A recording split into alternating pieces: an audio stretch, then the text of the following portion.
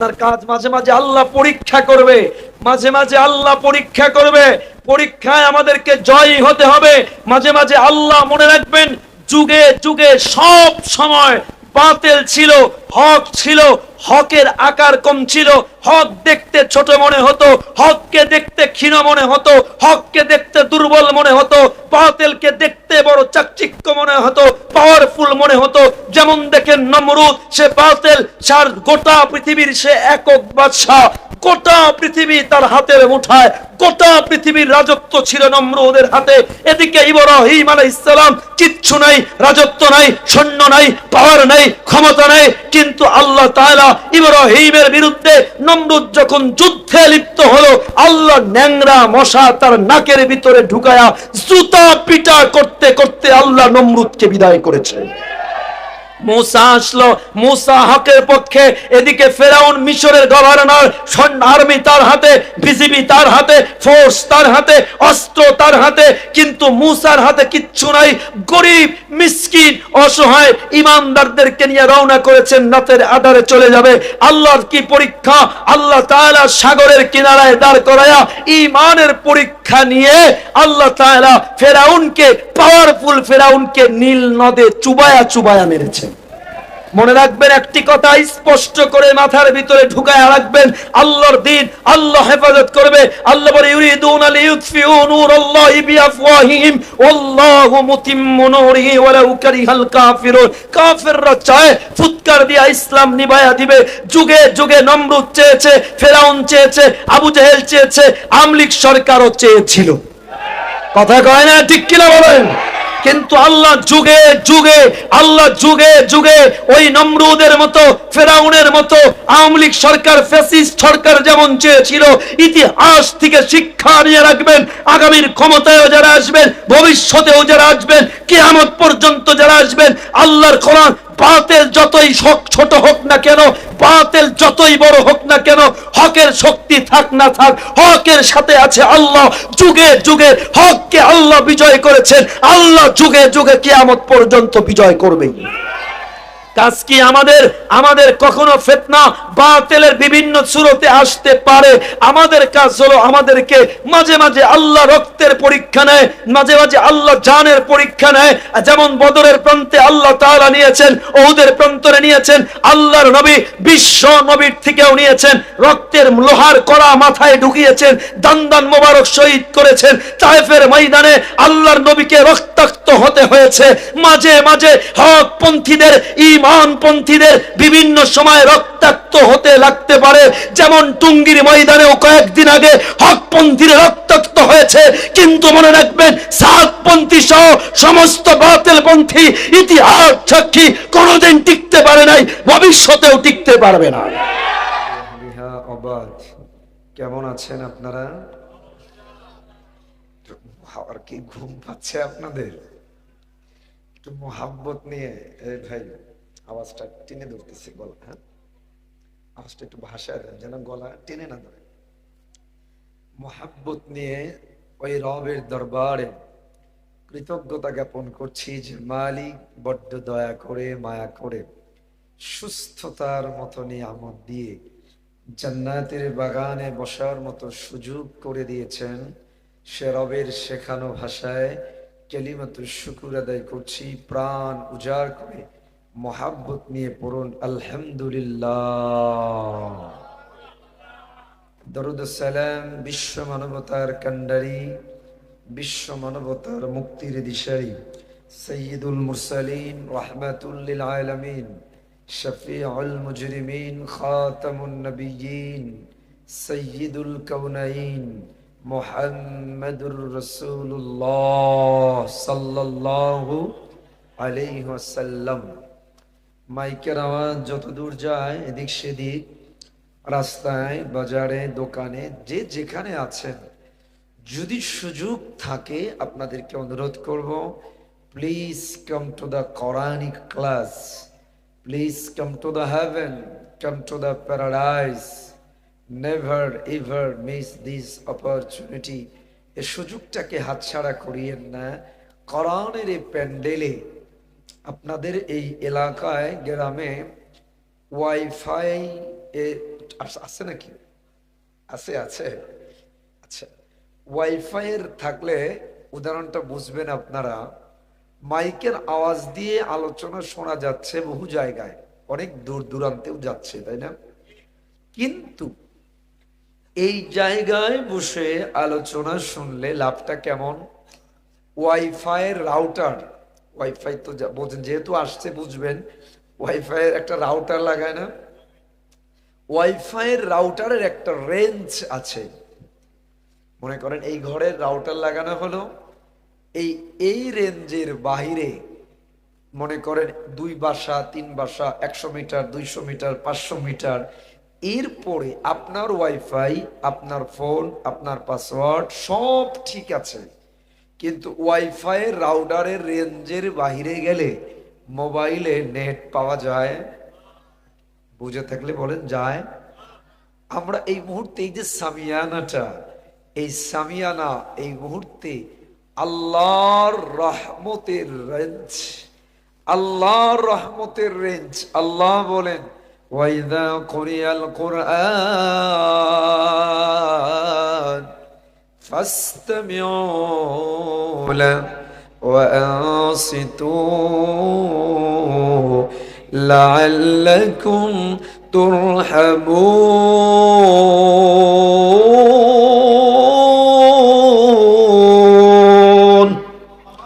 বলেন না জোরে আল্লাহু আকবার।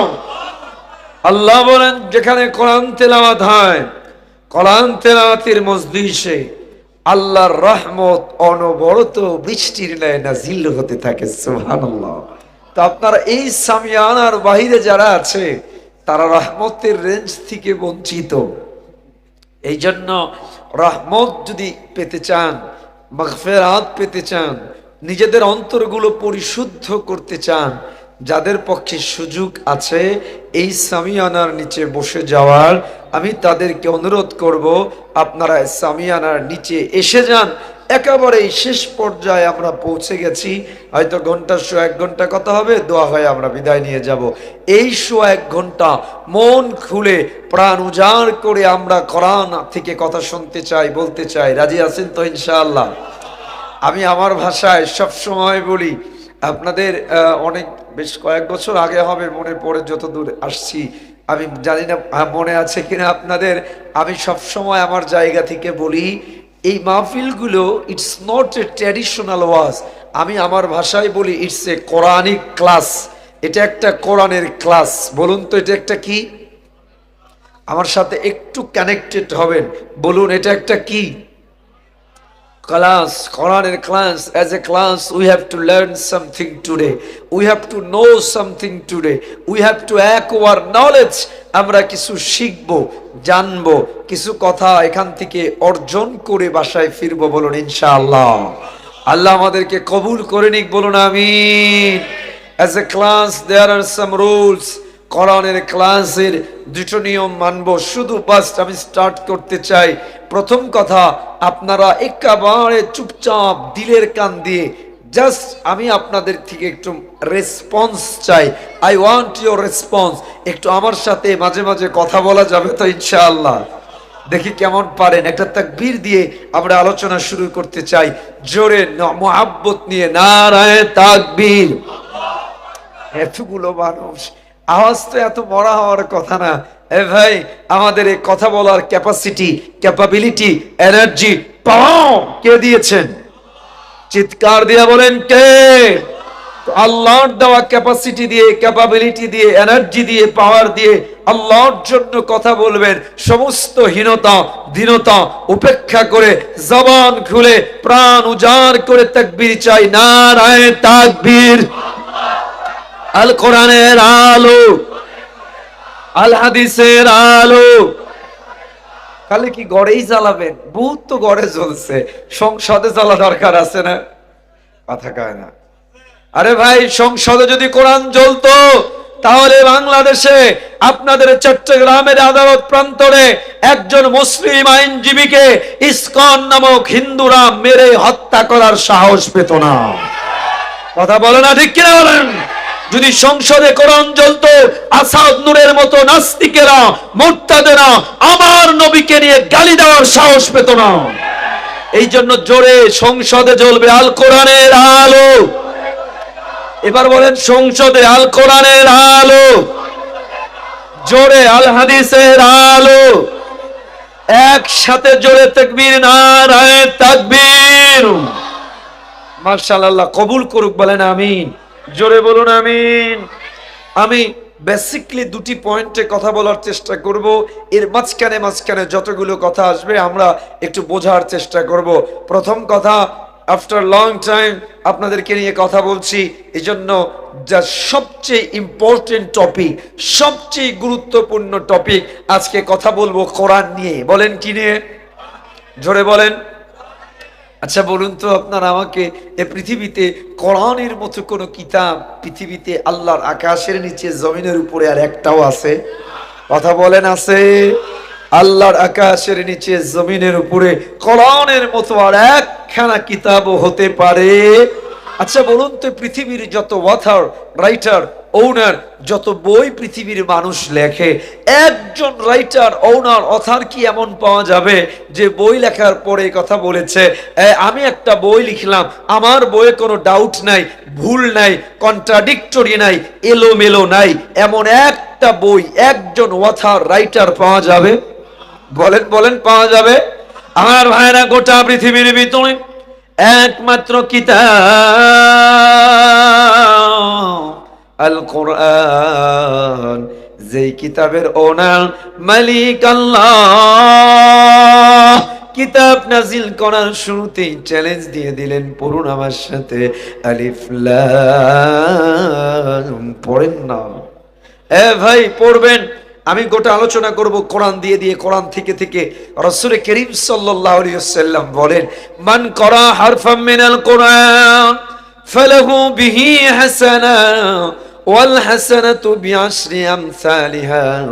আল্লাহর নবী বলেন, কেউ যদি একটা হরফ কোরআন থেকে তেলাওয়াত করে, সাথে সাথে আল্লাহ তার আমলনামায় 10টা নেকি দিয়ে দেয়। শুধু নেকি তা নয়, যদি ডাইরেক্ট আল্লাহর রহমত চান, এই জায়গায় একটা কথা বলে রাখবেন, ডাইরেক্ট যদি আল্লাহর রহমত চান, কোন পীরের তাবিজ কবজ লাগবে না, ওজিফা লাগবে না।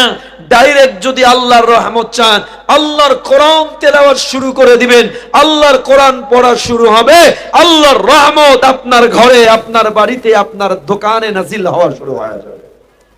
Direct, if you want the রহমত of Allah without any via, without any connection, direct আল্লাহর রহমত চাইলে বলুন কি পড়বেন? জোরে বলেন। আজ বুখারী শরীফের হাদিস, আল্লাহর নবীর এক সাহাবী বলেন, রাত্রি বেলায় এশার নামাজের পর অনেকটা রাত যখন গভীর হয়ে গেছে, কোরআন তেলাওয়াত করা শুরু করেছি। সাহাবী বলেন, আমি যখন তেলাওয়াত করলাম, আমার পাশে একটা আমার সন্তান ঘুমানো, তার পাশে একটা ঘোড়া বাঁধা ঘোড়া। সাহাবী বর্ণনা করেন, আমি যখন তেলাওয়াত করছিলাম, ঘোড়াটা তখন জোরে জোরে লাফায়। তেলাওয়াত যখন বন্ধ করে দেই, ঘোড়াটা লাফানো বন্ধ করে দেয়। সাহাবী বলেন, শেষ রাত্রি বেলায় তাহাজ্জুদের সময় আবার তেলাওয়াতের ভিতরে জজবা তৈরি হলো, আমি বড় জোরে জোরে তেলাওয়াত করা শুরু করলাম। সাহাবী বলেন, আমি যখন জোরে জোরে তেলাওয়াত করছিলাম, আমার পাশের ঘোড়াটা এত জোরে জোরে লাফাচ্ছিল, আমি ভয় পাচ্ছিলাম না জানি আমার সন্তানটারে পাড়া দিয়া মেরে না ফেলে। তেলাওয়াত বন্ধ করে দিলাম। তেলাওয়াত বন্ধ করে আমি আমার ঘর থেকে বের হয়ে দেখি, আমার ঘরের উপরে বিশাল বড় একটা মেঘের টুকরার ন্যায়, ওই মেঘের টুকরার মধ্যে কি যেন জলমল জলমল সূর্যের ন্যায় জলমল জলমল করছে। সাহাবী বলেন, আমি ফজরের নামাজে আল্লাহর নবীর কাছে গেলাম, পুরো রাতের ঘটনা খুলে বললাম। সাহাবীর ঘটনা শোনার পরে আল্লাহর হাবিব ডাক দিয়া বলে, ওগো সাহাবী, তুমি যখন কোরআন তেলাওয়াত করছিলে, আল্লাহর রহমতের ফেরেশতা তোমার ঘরের উপরে নাজিল হয়ে যাচ্ছিল, ওই ফেরেশতাদেরকে দেখে তোমার ঘোড়াটা লাফাচ্ছিল। আল্লাহর হাবিব বলে, সাহাবী, তুমি যদি কোরআন তেলাওয়াত বন্ধ না করে ফজরের নামাজ পর্যন্ত, আযান পর্যন্ত তেলাওয়াত চালাইতা, আল্লাহর রহমতের এত এত ফেরেশতা তোমার ঘরে নাজিল হয়ে যেত। ওই ফেরেশতাদেরকে দেখার জন্য আল্লাহর সমস্ত মদিনার সাহাবীরা যখন নামাজে বের হতো, তারা স্বচক্ষে আল্লাহর রহমতের ফেরেশতাদেরকে দেখতে পেত। আমার ভাইয়েরা বলুন তো, আল্লাহর রহমতের ফেরেশতা নাজিল হয়েছে কিসের কারণে? কোরআনের কারণে। কিসের কারণে? আমরা কোরআন পড়ি, আপনারা বীর চট্টলার মুসলিম, চট্টগ্রামের মুসলমান, মাশাআল্লাহ অনেক ধর্মপ্রাণ মুসলমান, কিন্তু একটা কথা ভেবেছেন, এই চট্টগ্রামের মতো ধর্মপ্রাণ এলাকাতেও আমাদের ঘরগুলোতে প্রত্যেক দিন কতটুকু তেলাওয়াত হয়? তেলাওয়াত বন্ধ হয়ে গেছে। বহু ঘরের ভিতরে মাসেও কোরআন তেলাওয়াত হয় না, কিন্তু প্রত্যেক দিন সিনেমা, ই বাংলা, জি বাংলা, স্টার জলসা, মুভি প্রত্যেকটা ঘরের ভিতরে, বহু বেশিরভাগ ঘরের ভিতরেই চলে। কথা বলেন না ঠিক কিনা?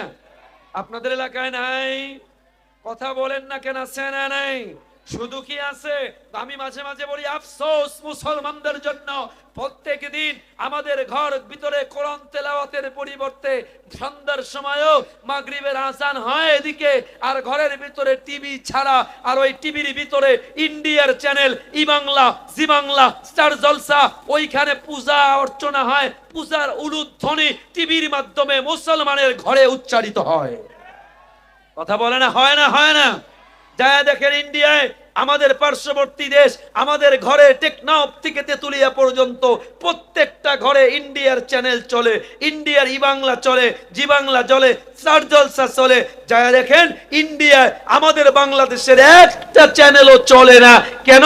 আমাদের দেশে আজান হয় টিভির চ্যানেলগুলোতে, আমাদের দেশের চ্যানেলের মাধ্যমে তাদের ঘরে আল্লাহু আকবার ধ্বনি উচ্চারিত হবে, এটা তারা কখনো মেনে নিতে পারে না।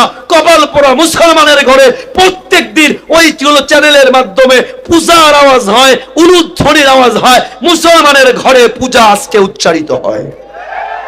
আজকে আমি বলি, ওরা ওদের ষড়যন্ত্র এগুলো। ইন্ডিয়া তো এমনিই চায়, মাঝে মাঝে লাফায়, দেখেন না বিভিন্ন সাংবাদিক গুলো, বাংলাদেশ থাকবে না, বাংলাদেশ থাকবে না, বাংলাদেশের এই টেকনাফ এটা আমাদের, বাংলাদেশের এটা ফেনী এটা আমাদের, অমুক এলাকা আমাদের। আমি বলি, ইন্ডিয়াওয়ালারা, তোমরা আমাদের প্রতিবেশী, প্রতিবেশীর হক আছে, ভালো কথা, প্রতিবেশী প্রতিবেশীর মতো থাকবা, তোমরা তোমাদের দেশ নিয়ে নাক গলাও, বাংলাদেশ নিয়ে নাক গলানোর তোমাদের দরকার নাই। কথা বলে না ঠিক কিনা বলেন? তোমাদের গদি, তোমাদের নিজের চরকায় নিজের তেল দাও, নিজেদের খবর নাই, নিজেদেরকে নিজেদের দেশের ভিতরে শান্তি প্রতিষ্ঠিত নাই। গোটা পৃথিবীর ভিতরে দ্য ভয়েস অফ আমেরিকা, আমেরিকার নাম করা পত্রিকা the voice of America report করেছে, সবচেয়ে গুজব ছড়ায় গোটা পৃথিবীর ভিতরে যেই দেশ, সেটা হলো ইন্ডিয়া। এটা আমাদের মোল্লা মৌলবী রিপোর্ট নয়, আমেরিকার রিপোর্ট, ভয়েস অফ আমেরিকার রিপোর্ট, মাত্র কয়েকদিন আগের রিপোর্ট। গোটা পৃথিবীর ভিতরে সবচেয়ে গুজব ছড়ানোর নাম্বার 1 দেশ হলো ইন্ডিয়া। শুধু তাই নয়, ওরা আমাদের দেশে আমাদের হিন্দু সম্প্রদায়ের উপরে, আমাদের সংখ্যালঘুর উপরে জুলুম নির্যাতন হয়, এটা নিয়ে তাদের মিডিয়া পাড়ায় আওয়াজ হয়। অথচ তাদের দেশে সবচেয়ে বেশি সংখ্যালঘু মুসলমানের উপরে সবচেয়ে বেশি নির্যাতন করা হয় তাদের দেশে।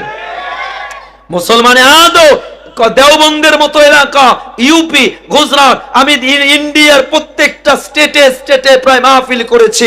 এখনো দেওবন্দের মতো এলাকায়, ইউপির মতো এলাকায় গরু জবে করতে পারে না, কোন গরুর গোস্ত মুসলমান ওপেন খেতে পারে না, গরুর গোস্ত গরু ওপেন জবে করতে পারে না, মুসলমান মেয়েরা হিজাব পড়তে পারে না। তোমার দেশে সংখ্যালঘু মুসলমানদের নির্যাতন করা হয়, অথচ বাংলাদেশে সবচেয়ে বেশি, গোটা বিশ্বের ভিতরে সংখ্যালঘু সবচেয়ে বেশি নিরাপদে বসবাস করে। আমি বলি, তোমাদের দেশ আগে সামলাও, বাংলাদেশ দিয়ে জ্ঞান দিতে শোনা। মনে রেখো, এটা গুজরাট না, মনে রেখো এটা গুজরাট না, এটা কোন ইন্ডিয়ার অঙ্গরাজ্য নয়। শেখ হাসিনা তারা চেয়েছিল হয়তো অঙ্গরাজ্য বানানো, আল্লাহ তাদেরকে সব দিয়ে দেশ ছাড়া করেছে। কথা বলে না ঠিক কিনা বলেন? এটা গুজরাট নয়, এটা ইন্ডিয়ার কোন অঙ্গরাজ্য নয়, এটা স্বাধীন বাংলাদেশ, যে দেশের ইঞ্চি ইঞ্চি মাটিতে আল্লাহর কোরআনের আওয়াজ উচ্চারিত হয়, যে দেশের সূর্য উদয় হয় আল্লাহু আকবার ধ্বনি দিয়ে, যে দেশের সূর্য অস্ত যায় আল্লাহু আকবার ধ্বনি দিয়ে। এই দেশ নিয়ে যদি তোমরা ছিনিমিনি খেলতে দাও, মনে রেখো তোমাদের শকুরের চোখ উল্টায় ফেলে দেওয়া হবে। আল্লাহ আমাদেরকে বোঝার তৌফিক দিক, বলেন আমিন। আমার ভাইরা, আমার চট্টগ্রামের যত ভাই মা বোনরা শুনছেন, আমি এদিকে যাব না। আমার আজকের প্রথম কথা, কোরআনের মতো কোন কিতাব হতে পারে? কথা বলেন পারে? যেমন আল্লাহ বলছেন, পড়েন আমার সাথে, আলিফ লাম মিম যালিকাল কিতাবু লা রাইবা ফীহি। আল্লাহ বলে, এমন একখানা কিতাব আমি আল্লাহ দিলাম। আমার ভাইরা, গোটা পৃথিবীর ভিতরে কোন কিতাবের অথর কিতাব লেখার ভিতরে চ্যালেঞ্জ দিতে পারে নাই। গোটা পৃথিবীর ভিতরে একমাত্র কোরআন, যেই কিতাবের মালিক আল্লাহ চ্যালেঞ্জ দিয়ে দিলেন, যালিকাল কিতাব লা রাইবা ফীহি। রাইব মানে হলো ডাউট, ভুল নন। আল্লাহ বলে, এমন একখানা কিতাব আমি আল্লাহ দিলাম, ভুল তো দূরের কথা, ভুলের সন্দেহ নাই। কি বলেন, কোন ভুল আছে? গোটা পৃথিবীতে একমাত্র কিতাব কোরআন, যার ভিতরে এক বিন্দু পরিমাণ কোন ভুল। The well known famous scientist of the world, বিশ্বের অন্যতম একজন বিজ্ঞানী, নাম হলো ডক্টর মরিস বুকাইলি। তিনি বলেন, আমি কোরআন শরীফ পড়া শুরু করেছিলাম কোরআনের ভিতরে ভুল ধরার জন্য। কি ধরার জন্য? ভুল ধরার জন্য। তিনি বলে, আমি নাহু, সরফ, অ্যারাবিক গ্রামার, লিটারেচার এভরিথিং শিখে গোটা কোরআন পড়ে ভুল ধরতে এসে আমার ভুল ভেঙে গেছে, আমি কালিমা পড়ে মুসলমান হয়ে গেছি। শুধু মুসলমান হয় নাই, ইসলাম ধর্ম গ্রহণ করার পর একটা বই লিখেছে, the Bible, the Quran and science. ওই গ্রন্থের ইন্ট্রোডাকশনে ডক্টর মরিস বুকাইলি লিখতে বাধ্য হয়েছে, the Quran is the holy book of Islam, the Quran was not written by anyone but sent by Allah to prophet Muhammad সাল্লাল্লাহু আলাইহি ওয়াসাল্লাম। Every word in this Quran has come from Allah. গোটা বিশ্বের ভিতরে একমাত্র সত্য কিতাব আল কোরআন। সুবহানাল্লাহ। আমার ভাইয়ারা, কি আশ্চর্য ব্যাপার! কোরআন যখন নাজিল হয়, কোরআনের কঠোর দুশমন আবু জাহেল, তার ভাতিজা ওয়ালিদ বিন মুগীরা, বলেন কি নাম? ওয়ালিদ বিন মুগীরা আরবি ভাষায় অনেক পারদর্শী। ওয়ালিদ বিন মুগীরাকে আবু জাহেল বলে, ওয়ালিদ যাও, মুহাম্মাদের উপর যে কিতাব নাজিল হয়, এই কিতাবের মধ্যে গিয়া একটু ভুল ধরো। কি ধরবা? ভুল ধরবা। ওয়ালিদ বিন মুগীরা ভুল ধরার জন্য আমার নবীর সামনে এসে বসছে। আমার রাসূলকে ডাক দিয়ে বলে, ইয়া মুহাম্মদ সাল্লাল্লাহু উতলু আলাইয়া মা নাযালা আলাইকা। মুহাম্মদ, তোমার উপর যে কিতাব নাজিল হয় আমাকে একটু পড়ে শোনাও। বলেন তো উদ্দেশ্য কি ধরা? তারে নাই আপনারা? উদ্দেশ্য কি ধরা? আমার ভাইরা, আমার রাসূল করিম সাল্লাল্লাহু আলাইহি ওয়াসাল্লাম কোরআন কারীম থেকে একটু তেলাওয়াত স্টার্ট করলেন। কিছুক্ষণ তেলাওয়াত করে আমার রাসূল থেমে গেলেন। ওয়ালিদ ডাক দিয়া বলে, মুহাম্মদ, কি যেন তেলাওয়াত করছো, এত মজা কোনদিন অনুভব করি নাই। মুহাম্মদ, আমাকে আরেকটু তেলাওয়াত করে শোনাও। আমার নবী আবার তেলাওয়াত স্টার্ট করলেন, আবার থামলেন। ওয়ালিদ ডাক দিয়া বলে, মুহাম্মদ, কি যেন পড়ছো, এত মজা কোনদিন পাই নাই। মুহাম্মদ, আমি না বলা পর্যন্ত থেমো না, আল্লাহর কোরআন তেলাওয়াত চালায়া যাও। আবু জেহেলের কাছে সংবাদ গেল, আবু জাহেল, তুমি তোমার ভাতিজাকে পাঠাইছো কোরআনে ভুল ধরতে, যা খবর নাও, তোমার ভাতিজা তো মুহাম্মাদের জবানে কোরআন শুনে পাগল হয়ে গেছে। আল্লাহু আকবার। আবু জাহেল দৌড়ে আসছে, আইসা দেখে আমার নবী তেলাওয়াত করছে, আর আমার নবীর সামনে চাতক পাখির মতো তাকায়া তাকায়া কোরআন তেলাওয়াত শুনছে। সুবহানাল্লাহ। আবু জাহেল ওয়ালিদকে ডাক দিয়ে বলে, তোরে না পাঠাইলাম কোরআনের ভিতরে ভুল ধরতে, তুই দেখি কোরআন শুনতে লেগেছিস। তখন ওয়ালিদ বিন মুগীরা একটা ডাক দিয়া কথা বলে। ওয়ালিদ বিন মুগীরা ডাক দিয়ে বলে, চাচা, গোটা মক্কার ভিতরে আরবি ভাষায় আমি সবচেয়ে পারদর্শী। আমি ওয়ালিদ রবের নামে শপথ করে বলি, আমি ওয়ালিদ কাবার নামে শপথ করে বলি, মুহাম্মাদের উপর যে কিতাব নাজিল হচ্ছে, আপনারা হাজার ষড়যন্ত্র করে, চক্রান্ত করে, কৌশল অবলম্বন করে এই কিতাবের আওয়াজ স্তব্ধ করতে পারবেন না। এই কিতাব পরাজয় হওয়ার জন্য আসে নাই, বরং বিশ্ব মানচিত্রে বিজয় অর্জনের জন্য এসেছে। আল্লাহু আকবার। আমার ভাইরা, 1450 বছরে কত আবু জেহেল আসলো গেল, উতবা আসলো গেল, সাইবা আসলো গেল। 1450 বছরে কত নাস্তিক মুরতাদ বেঈমানেরা আল্লাহর কোরআনের আওয়াজ স্তব্ধ করতে চেয়েছে। 1450 বছরে কেউ আল্লাহর কোরআনের আওয়াজ স্তব্ধ করতে পারে নাই, পারবে না। কথা বলেন ঠিক কিনা? বরঞ্চ যুগে যুগে যারা কোরআনের আওয়াজ স্তব্ধ করতে এসেছে, গত 16 বছরে আওয়ামী লীগ সরকার কম চেষ্টা করে নাই। মাহফিল বন্ধ করেছে, তাফসীর বন্ধ করেছে, ওলামায়ে কেরামকে জেলে পুড়িয়েছে। কেউ বললেই বলতো জঙ্গি, কেউ কোরআনের কথা বললেই বলতো সে সন্ত্রাসবাদ, কোরআনের কথা বললেই বলতো মৌলবাদ। কত মাহফিল বন্ধ করেছে, মাদ্রাসা বন্ধ করেছে, তাফসীর বন্ধ করেছে, কোরআন বন্ধ করতে পারে নাই। আল্লাহ তাদেরকে প্লান্টি করে 45 মিনিটের ব্যবধানে লাঞ্ছিত করে দেশ থেকে তাড়িয়েছে।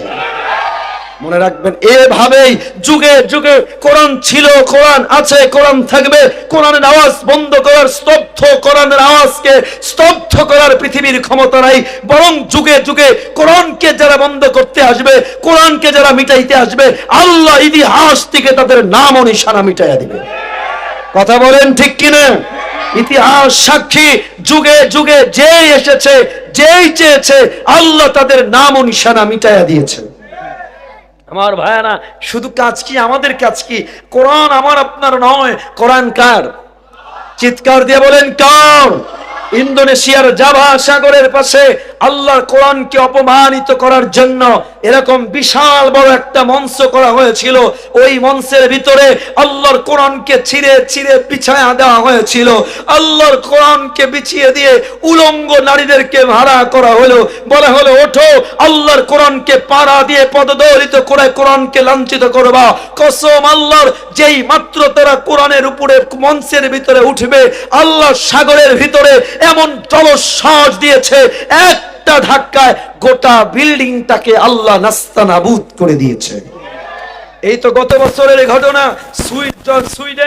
সুইডেনে একজন খ্রিস্টান পাদ্রী আল্লাহর কোরআনকে পড়ানোর জন্য ওপেনে পত্রিকায় বলল, অমুক দিন কোরআনকে পড়ানো হবে। তারা আল্লাহর কোরআনকে পড়ানোর জন্য একটা দিন নির্ধারণ করলো, পত্রিকায় ওপেন ঘোষণা করে দিল। হাজার হাজার মানুষ জড়ো হয়েছে। ওই যেই দিন কোরআন পড়াবে, আল্লাহর কোরআনটাকে হাতে নিয়ে কেবল মাত্র সেই জায়গায় দাঁড়িয়েছে। ওই ভিড়ের ভিতর থেকে 20 বছরের একজন তরুণ, একজন যুবক এগে ওই পাদ্রীর হাত থেকে কোরআনটাকে ছিনিয়ে নিয়ে বলে, এ খ্রিস্টান পাদ্রী, আমাদের মুসলমানের রক্ত, আমাদের মুসলমানের বডিতে যতক্ষণ পর্যন্ত এক বিন্দু কণা পরিমাণ রক্ত থাকবে, ততক্ষণ পর্যন্ত আল্লাহর কোরআনকে নিয়ে কেউ ছিনিবিনি খেলতে পারবে না। এই আমার চট্টগ্রামের ভাইরা, আপনাদেরকেও আমাদেরকেও যদি কখনো আল্লাহর কোরআন নিয়ে কেউ ষড়যন্ত্র করে, ইসলাম নিয়ে কেউ ষড়যন্ত্র করে, তাহলে আমরাও কি আমাদের বুকের তাজা রক্ত দিয়ে আল্লাহর কোরআনকে হেফাজত করতে রাজি আছেন মুসলমান?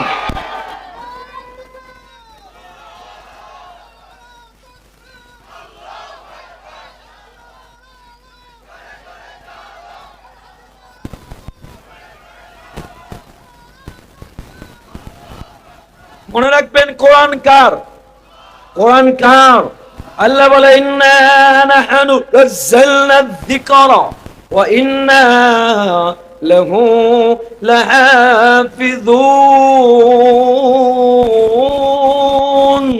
আল্লাহ বলে, কোরআন আমার, কোরআন হেফাজতের দায়িত্ব নিবে কে? আমার আপনার কাজ। মাঝে মাঝে আল্লাহ পরীক্ষা করবে, মাঝে মাঝে আল্লাহ পরীক্ষা করবে। পরীক্ষায় আমাদেরকে জয়ী হতে হবে। মাঝে মাঝে আল্লাহ, মনে রাখবেন, যুগে যুগে সব সময় বাতিল ছিল, হক ছিল, হকের আকার কম ছিল, হক দেখতে ছোট মনে হতো, হককে দেখতে ক্ষীণ মনে হতো, হককে দেখতে দুর্বল মনে হতো, বাতিলকে দেখতে বড় চাকচিক্য মনে হতো, পাওয়ারফুল মনে হতো। যেমন দেখেন নমরুদ, সে বাতিল, সার গোটা পৃথিবীর সে একক বাদশাহ, গোটা পৃথিবী তার হাতের মুঠায়, গোটা পৃথিবীর রাজত্ব ছিল নমরুদের হাতে। এদিকে ইব্রাহিম আলাইহিস সালাম, কিচ্ছু নাই, রাজত্ব নাই, সৈন্য নাই, পাওয়ার নাই, ক্ষমতা নাই, কিন্তু আল্লাহ তাআলা ইব্রাহিমের বিরুদ্ধে নমরুদ যখন যুদ্ধে লিপ্ত হলো, আল্লাহ ন্যাংরা মশা তার নাকের ভিতরে ঢুকায়া জুতা পিটা করতে করতে আল্লাহ নমরুদকে বিদায় করেছে। মুসা আসলো, মুসা হকের পক্ষে, এদিকে ফেরাউন মিশরের গভর্নর, আর্মি তার হাতে, বিজিবি তার হাতে, ফোর্স তার হাতে, অস্ত্র তার হাতে, কিন্তু মুসার হাতে কিচ্ছু নাই। গরিব মিসকিন অসহায় ইমানদারদেরকে নিয়ে রওনা করেছেন, রাতের আধারে চলে যাবে। আল্লাহর কি পরীক্ষা! আল্লাহ তাআলা সাগরের কিনারায় দাঁড় করায়া ঈমানের পরীক্ষা নিয়ে আল্লাহ তাআলা ফেরাউনকে, পাওয়ারফুল ফেরাউনকে নীল নদে চুবায়া চুবায়া মেরেছেন। মনে রাখবেন, একটি কথা স্পষ্ট করে মাথার ভিতরে ঢুকায় রাখবেন, আল্লাহর দ্বীন আল্লাহ হেফাজত করবে। আল্লাহ বলে ইউরিদুনা লিইউতফিউ নূরাল্লাহি বিআফওয়াহিহিম ওয়াল্লাহু মুতিম্মু নূরিহি ওয়ালাউ কারিহাল কাফিরুন। কাফিররা চায় ফুৎকার দিয়া ইসলাম নিভায়া দিবে। যুগে যুগে নমরুদ চেয়েছে, ফেরাউন চেয়েছে, আবু জেহেল চেয়েছে, আমলিক সরকারও চেয়েছিল। কথা কয় না, ঠিক কিনা বলেন? কিন্তু আল্লাহ যুগে যুগে, আল্লাহ যুগে যুগে ওই নমরুদের মতো, ফেরাউনের মতো আওয়ামী লীগ সরকার, ফ্যাসিস্ট সরকার যেমন চেয়েছিল, ইতিহাস থেকে শিক্ষা নিয়ে রাখবেন। আগামীর ক্ষমতায়ও যারা আসবেন, ভবিষ্যতেও যারা আসবেন, কিয়ামত পর্যন্ত যারা আসবেন, আল্লাহর কোরআন বাতিল যতই ছোট হোক না কেন, বাতিল যতই বড় হোক না কেন, হকের শক্তি থাক না থাক, হকের সাথে আছে আল্লাহ। যুগে যুগে হককে আল্লাহ বিজয় করেছেন, আল্লাহ যুগে যুগে কিয়ামত পর্যন্ত বিজয় করবেই। কাজ কি আমাদের? আমাদের কখনো ফিতনা বাতিলের বিভিন্ন সুরতে আসতে পারে, আমাদের কাজ হলো আমাদেরকে মাঝে মাঝে আল্লাহ রক্তের পরীক্ষা নেয়, মাঝে মাঝে আল্লাহ জানের পরীক্ষা নেয়। যেমন বদরের প্রান্তে আল্লাহ তাআলা নিয়েছেন, উহুদের প্রান্তরে নিয়েছেন, আল্লাহর নবী বিশ্ব নবীর থেকেও নিয়েছেন, রক্তের লোহার কড়া মাথায় ঢুকিয়েছেন, দান মোবারক শহীদ করেছেন। তায়েফের ময়দানে আল্লাহর নবীকে রক্তাক্ত হতে হয়েছে। মাঝে মাঝে হক পন্থীদের, ইমানপন্থীদের বিভিন্ন সময় রক্তাক্ত হতে লাগতে পারে। যেমন টুঙ্গির ময়দানেও কয়েকদিন আগে হকপন্থীরা রক্তাক্ত হয়েছে, কিন্তু মনে রাখবেন, সাতপন্থী সহ সমস্ত বাতিলপন্থী ইতিহাস সাক্ষী কোনোদিন টিকতে পারে নাই, ভবিষ্যতেও টিকতে পারবে না। কেউ টিকতে পারে নাই, পারবে না। আমি বলি সাদপন্থীরা, এরা তো নতুন এক ফিতনা। আমি বলি সাদিয়ানি ফিতনা, এই সাদিয়ানি ফিতনাও আমাদের কাদিয়ানি ফিতনার থেকে ভয়াবহ কম না। কথা বলে না, বলে না? কাদিয়ানীরা একজন আল্লাহর নবীকে বাদ দিয়া, ইসলামকে বাদ দিয়া, ওই বাথরুমে মরে যাওয়া, বাথরুমের গু খাওয়া ওই মির্জা গোলাম আহমদ কাদিয়ানীকে নবী মানে, আর আমার কপাল পোড়া লক্ষ লক্ষ কোটি কোটি ওলামা ইকরাম একদিকে, ওলামা ইকরামকে বাদ দিয়া এক সাত সাবরে পীর মাইনা তার পক্ষে পক্ষে হত্যা করতে পর্যন্ত যারা প্রস্তুত হয়, তারা কাদিয়ানীর মতো সাদিয়ানি ফিতনাও কম না। কথা বলে না, ঠিক কিনা বলেন? আল্লাহর পরে সাহাবী, সাহাবীর পরে তাবে, তাবির পরে তাবে তাবি, তবে তাবির পরে যুগে যুগে ওলামা ইকরাম কোরআন পড়েছেন, কোরআন বোঝেন, তারা যা বলবে ওই পথটাই হকের পথ। ওই পথ থেকে যারা অন্য পথে ছুটে যাবে তারা গোমরার পথ। কথা বলেন ঠিক কিনা? আমার ভাইরা, আপনাদের প্রতি রাগে নয়, ক্ষোভে নয়, দরদ নিয়ে, ভালোবাসা নিয়ে বলতে চাই, টার্ন টু দ্য কোরআন। কোরআনের কাছে চলে আসেন। কোরআন তাবলীগ, আপনার তাবলীগ যেন আপনাকে জাহান্নামে না পৌঁছায়, আপনার তাবলীগ যেন আপনাকে জান্নাতে পৌঁছায়। এই জন্য ওলামা ইকরামের ডিরেকশনে থাকেন, দেখবেন ইনশাআল্লাহ ইনশাআল্লাহ ইনশাআল্লাহ কোরআন এবং আপনার তাবলীগ আপনাকে জান্নাতে পৌঁছায় দিবে। আল্লাহ আমার সব ভাইদেরকে বোঝার তৌফিক দিন। আমি আপনাদেরকে বলতে চাই, কোরআনের পক্ষে থাকবেন তো ইনশাআল্লাহ? বলেন না ইনশাআল্লাহ? আচ্ছা বলেন না আমাকে, ভাই একটা বছরে কয়টা মাস? বলেন বলেন। আচ্ছা বলেন তো, 12 মাসের মধ্যে শ্রেষ্ঠ মাস কোনটা? বলেন। রমজান। কেন রমজান শ্রেষ্ঠ কেন? আল্লাহ বলে শাহরু রমাদান আল্লাযী উনজিলা ফীহিল কুরআন। মাইকলা নাই, মাইকলা নাই ভাই, গলাটা টাইনা যায় কেন? আপনাদের চট্টগ্রামে আমি মাইকে কথা বলতে বড় কষ্ট হয়, উত্তরবঙ্গে সহ ঢাকা আশেপাশে কথা বলতে মজা লাগে, আওয়াজ দিতে মজা লাগে, কিন্তু মাইকটা গলাটা টাইনা ধরে কেন? গলাটা ছেড়ে দেয় না কেন? সমস্যাটা কোন জায়গায়? সেটআপে নাকি অন্য কোন জায়গায়? আচ্ছা বলুন, একটা বছরে মাস কয়টা? 12 মাসের মধ্যে শ্রেষ্ঠ মাস কোনটা বলেন দেখি? রমজান। কেন? জোরে বলেন। শাহরু রমাদানাল্লাযী উনজিলা ফীহিল কুরআন। এটা রাখতে মারা না, এই যে বক্সটা কমায় দেন, আমার এইটা বাড়ায় দেন। এটা কি মাইক না? এটা বাড়ায়, এটা একটু বাড়ায় দেন, এটা একটু বাড়ায় দেন। এটা বা এটা দুইটাকে সেটা আমার কারণে আল্লাহ বলে রমজান শ্রেষ্ঠ। এই জন্য রমজান মাসে নাজিল হয়েছে কি? জোরে বলেন, কোরআন। আচ্ছা বলুন তো, একটা বছরে রাত কয়টা? 365 রাত। বলেন না কয় রাত? আচ্ছা 365 রাতের ভিতরে বলুন তো সর্বশ্রেষ্ঠ রাত কোনটা? মাশাআল্লাহ, বলুন কোন রাত? সবাই মনে রাখেন, কোন রাত? লাইলাতুল কদর। কেন? পড়েন আমার সাথে, ইন্না আনজালনাহু ফি লাইলাতিল কদর ওয়া মা আদরাকা মা লাইলাতুল কদর লাইলাতুল কদরি খায়রুম মিন আলফি শাহর। আল্লাহ বলে একটা বছরের ভিতরে শ্রেষ্ঠ রাত কদরের রাত। এই জন্য যে কদরের রাতে কোরআন নাযিল করলাম, এত শ্রেষ্ঠ, এত শ্রেষ্ঠ। আল্লাহ বলে এক রাতের দাম 1000 মাস, প্রায় 83 বছরের থেকেও আল্লাহ দামি বানায়া দিয়েছে। আচ্ছা আচ্ছা আমাকে আপনারা বলুন তো, এই যে আপনাদের চেয়ার, পৃথিবীর অনেক দেশে আল্লাহ তাআলা আমাকে নিয়েছেন, এমনও দেশে এমনও চেয়ারে গিয়ে বসি, একটা চেয়ারের দাম প্রায় 10 লাখ টাকা। আপনাদের বাড়িতে দামি দামি চেয়ার আছে, আলমারি আছে, সোফা আছে। একেবারে ছোট্ট কমন একটা প্রশ্নের জবাব দেন তো, যত দাম সোফা হোক, আলমারি হোক, আপনাদের কোন সোফায় ইচ্ছায় অনিচ্ছায় অনেক সময় পা দিয়ে লাঠি লাগে না? কখনো কি মনে হয় আপনার হৃদয় এই ফিলিংস, এই টেন্ডেন্সি কখনো কি উদয় হয়, আরে এত দামি সোফায় লাঠি মারলাম, একটু চুমু খাই? কখনো মনে হয়? আপনারা যেই কাঠের উপরে কোরআনটা রাখেন, আপনাদের এই কালুরঘাট এলাকা তো এটা নাকি জানো, বোয়ালখালী, আচ্ছা বোয়ালখালী, আপনাদের এই বোয়ালখালীতে যেই কাঠটার উপরে কোরআন রাখা হয়, ওই কাঠটারে কি বলে? কি বলে? রেহাল। আচ্ছা বলুন তো, সবচেয়ে কম দামি কাঠ, ফেলে দেওয়া কাঠ, টুকরো টুকরো কাঠ, কোন মতো এনে জোড়া তালি দিয়া আল্লাহর কোরআনের একটা রেহাল বানিয়েছে। তেমন কোন ডিজাইন নাই, তেমন কোন রঙও করে নাই, কোন মতো এনে ঘষা মাজা দিয়া রেহাল বানিয়েছে। বলেন না, ওই রেহালটায় কেউ কি ভুলেও কোনোদিন লাথি দেয়?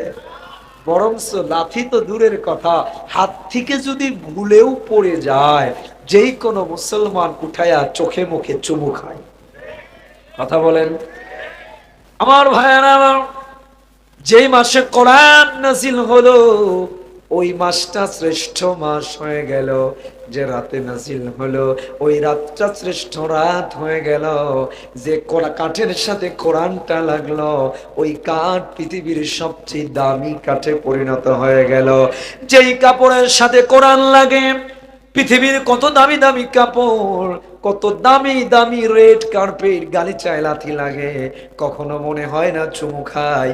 কিন্তু দেখবেন অনেক সময় মা বোনেরা একটা সাদা কাপড়ের টুকরা আর একটা কালো কাপড়ের টুকরা, দুটো দুই কালারের কাপড় কোনো মতো এনে হাতে জোড়া তালি দিয়া আল্লাহর কোরআনের জুজদান বানায়, গেলাপ বানায়, বানায় না?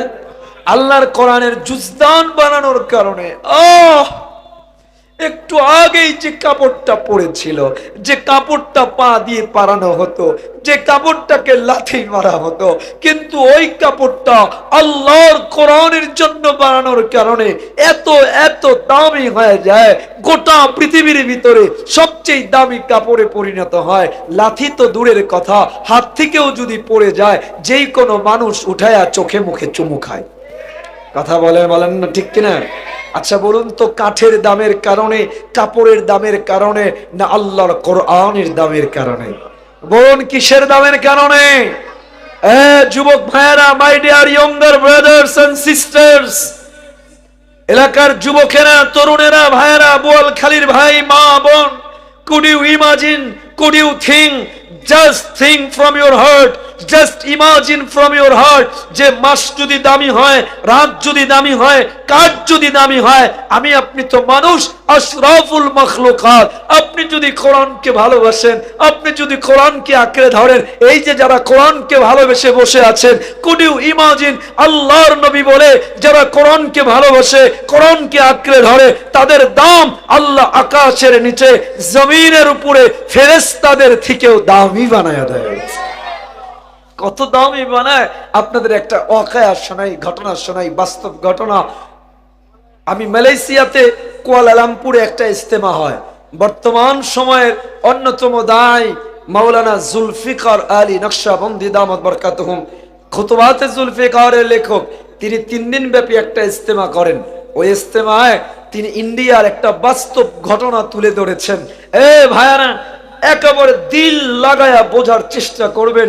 মাইকের আওয়াজ যত দূর যায়, পর্দার আড়ালের মা, বোন, ভাই, যেখানে আছেন, কোরআনের সাথে একটু কানেকশন হলে কি দাম আল্লাহ বাড়ায়া দেয়। দেখেন, ইন্ডিয়ার ওই গ্রামে, এমন একটা গ্রাম যে গ্রামের আশেপাশে সব হিন্দু অধ্যুষিত এলাকা, একটাও মুসলিম এলাকা নাই, সব হিন্দু এলাকা।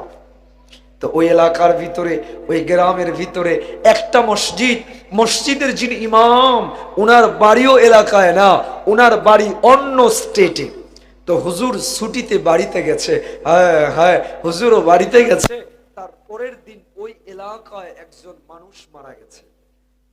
মানুষ তো মারা গেছে, জানাজার নামাজ কে পড়বে? কেউ নাই। এজন্য মাঝে মাঝে বলি, আমাদের এলাকা আশেপাশে মাদ্রাসা, এই যে এলাকার ভিতরে দেখবেন ছোট্ট ছোট্ট হিফজ মাদ্রাসা, নুরানি মাদ্রাসা, এই জাতীয় মাদ্রাসাগুলা এলাকায় দরকার আছে না নাই? কথা বলেন। এই মাদ্রাসা যদি না থাকতো, মানুষ কুকুরের মতো মরতো, জানাজা পড়ানোর মানুষ খুঁজে পাওয়া যেত না। আপনাদের এলাকায় আলেম, ইমাম, মুয়াজ্জিন, আলেম ওলামা আছে বিদায় আজকে আপনি মরলে জানাজা হয়, দোয়া হয়। আর এই আলেম ওলামা যদি তৈরি না হতো, আমি আপনি কুকুরের মতো মরা লাগতো, জানাজা দেওয়ার মানুষও থাকতো না। এলাকায় দেখেন আলেম মারা গেছে, জানাজা পড়ানোর কেউ নাই। সারাটা দিন লাশটা পড়া, সারাটা রাত লাশটা পড়া। পরের দিন সকাল বেলায় এলাকার লোকজন মিলে সিদ্ধান্ত নেয় কি করা যায়, কি করা যায়। এইভাবে যদি লাশটা পড়ে থাকে, দুর্গন্ধ বের হয়ে যাবে, ফুলে যাবে। এলাকার লোকজন মিলে সিদ্ধান্ত নেয়, চলো চলো মাইয়েতকে গোসল করাই, কাফনের কাপড় দিয়ে পেঁচাই, জানাজার খাটনিয়ে উঠাই। এখান থেকে কয়েক কিলোমিটার পথ বিশ্ব রোড, বিশ্ব রোডের মাথায় গিয়ে দাঁড়াই। হতে পারে কোন আলেম বিশ্ব রোড দিয়ে যাবে, আমরা তাকে জানাজার নামাজ পড়ানোর জন্য একটু অনুরোধ করব। এলাকার লোকজন মাইয়েতকে গোসল করায়া, কাফনের কাপড় দিয়ে পেঁচায়া, জানাজার খাট নিয়ে উঠায়া আস্তে আস্তে করে বিশ্ব রোডের মাথায় গিয়ে দাঁড়িয়েছে। অনেকক্ষণ অপেক্ষা করার পর দেখে একজন আলেম, দাড়িওয়ালা, টুপিওয়ালা একজন আলেম সাইকেল নিয়ে আসতেছে। এলাকার লোকজন থামালো, হুজুর থামেন, আমরা পড়েছি বড্ড বিপদে। বলে কি বিপদ? বলে আমাদের এক ভাই গতকাল সকাল বেলায় মারা গেছে, জানাজার নামাজ পড়ানোর মতো কেউ নাই, দয়া করে দাঁড়া, একটু দাঁড়ান, জানাজার নামাজটা পড়ায়া দেন। এলা হুজুরে নেমেছে, বলে হ্যাঁ হ্যাঁ, আমি একজন পেশায় আলেম, কিন্তু আমি একজন পেশায় পুলিশ। আমি একজন আলেম কিন্তু পেশায় পুলিশ, থানায় যাওয়া লাগবে। এদিকে তোমরাও পড়েছো বিপদে, দাঁড়াও দাঁড়াও, জানাজার নামাজ পড়ায় দেই। হুজুরে দাঁড়াইলেন, জানাজার নামাজ পড়াইলেন। জানাজার নামাজ শেষ হয়ে গেল। এলাকার লোকজন ডাক দিয়ে বলে, হুজুর জানাজার নামাজ তো পড়াইলেন, কিন্তু মাইয়িতকে কি করে কবরে রাখতে হয়, কি দোয়া পড়তে হয় আমাদের জানা নাই। দয়া করে যদি একটু কবরস্থ করে দিতেন বড্ড উপকার হতো। হুজুরে টাইম দেখে বলে, আমার সময় নাই, থানায় যাওয়া লাগবে, রিপোর্ট করা লাগবে। এলাকার লোকজন পিরাপিরি করেন।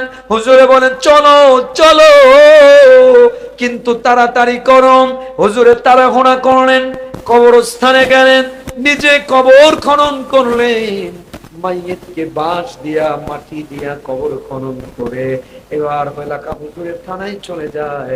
থানায় গিয়া হুজুরের পকেটের ভিতরে হাত দিয়া দেখে, তার পকেটের ভিতরে জরুরি কিছু সার্টিফিকেটের কাগজ ছিল। হুজুরের পকেটের ভিতরে হাত দিয়া দেখে, নাই নাই, তার সার্টিফিকেটের কাগজগুলো পাওয়া যাচ্ছে না। হুজুরের রাস্তার ভিতরে, বাড়ির ভিতরে, থানার ভিতরে, সব জায়গায় তন্ন তন্ন করে খুঁজলে কোথাও সার্টিফিকেটের কাগজ পাওয়া গেল না। হুজুরে কনফার্ম হলে, আমার সার্টিফিকেটের কাগজগুলো কোথাও পড়ে নাই। মাইয়িতকে কবর দিতে নিয়া কবরের ভিতরেই আমার সার্টিফিকেটের কাগজগুলো পড়ে গেছে। হুজুরে সাইকেলটা নিয়ে এলাকায় গান, এলাকার লোকদেরকে ডাক দিয়া বলে, ভাই। এলাকার লোকজন ডাক দিয়ে বলে, হুজুর মাইয়িতকে কবর দেওয়ার পর আবার কবর খনন করা জায়েজ আছে কি জায়েজ নাই আমাদের জানা নাই। যদি জায়েজ থাকে চলেন কবরটা খনন করে দেই। হুজুরে ঘড়ি দেখে বলে, মাত্র 40 মিনিট আগে কবর দেওয়া হয়েছে, এখনো লাশটা ফলে নাই, ফাটে নাই, বিশেষ প্রয়োজনে আবার কবর খনন করা যায়। এলাকার লোকজন যেহেতু জীবনে কোনোদিন মাইয়িতকে কবর দেওয়ার পর আবার কবর খনন করা দেখে নাই, এলাকার হাজার হাজার মানুষ হুজুরের পিছনে রওনা করেছে কবর খনন করা দেখবে। হাজার হাজার মানুষ হুজুরের পিছনে রওনা করেছে। হুজুরে বলে, 40 মিনিট আগে আমি যারে দাফন করলাম, একটা সাপুল হাতে নিয়া যেই মাত্র কবরের ভিতরে ঢুকিয়েছি, কবরের ফাঁক দিয়া জান্নাতের মেশকায়ে আম্বারের গ্রান মাটির ওই ফাঁক দিয়া বের হওয়া শুরু হয়েছে। এত চমৎকার গ্রাম জীবনেও কেউ কোনোদিন শোনে নাই। হুজুরে বলে, এবার আমি মাটি খনন করা শুরু করলাম। হুজুরে বলে, 40টা মিনিট আগে আমি যারে মাটি দিলাম, উপরের 3 ইঞ্চি মাটি সরায়া দেখি গোটা কবরের ভিতরে কোনো মাটি নাই। আমার আল্লাহ